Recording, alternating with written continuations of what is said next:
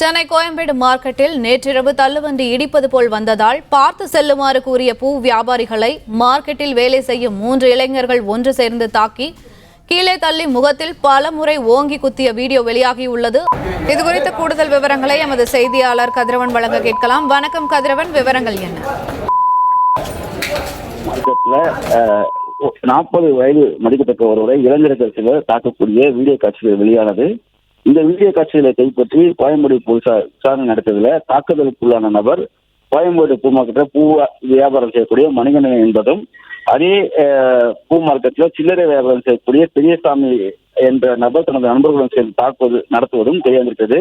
குறிப்பா மணிகண்டனை அந்த இளைஞர்கள் தாக்குவதற்கு முக்கிய காரணமாக அது தள்ளுவண்டி தள்ளி வரும்போது பார்த்து வருமாறு கூறியதாகவும், அதற்கு அந்த இளைஞர்கள் ஒன்று சேர்ந்து அந்த மணிகண்டன் என்ற நபரை தாக்கியதாகவும் தெரிய வந்திருக்கிறது. குறிப்பா அவரை தாக்குதல் நடத்தும் போது மற்ற வியாபாரிகள் தடுத்த போதிலும் அவர்களை தள்ளிவிட்டு பாட்டில்கள் போன்ற பொருட்களால் அவர் தாக்கியிருப்பதும் விசாரணையில் தெரிய வந்திருக்கிறது.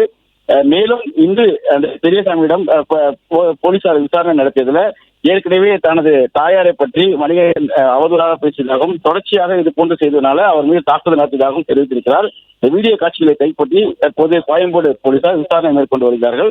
தாக்குதல் நடத்தக்கூடிய அந்த வீடியோ காட்சி வெளியாகி வியாபாரிகளிடையே ஒரு அதிர்ச்சியை ஏற்படுத்தியிருக்கூடிய நிலையில் கோயம்பேடு போலீசார் விசாரணைகளை மேற்கொண்டு வருவதாகவும், இரு தரப்பிலும் விசாரணைகளை மேற்கொண்டு வருவதாகவும் காவல்துறை தரப்பால் தெரிவிக்கப்பட்டிருக்கிறது. விவரங்களுக்கு நன்றி கதிரவன். பிளே ஸ்டோர் மற்றும் ஆப் ஸ்டோரில் இருந்து பாலிமர் செயலியை QR கோடு மூலம் பதிவிறக்கம் செய்யுங்கள். செய்திகளை உடனுக்குடன் பெறுங்கள்.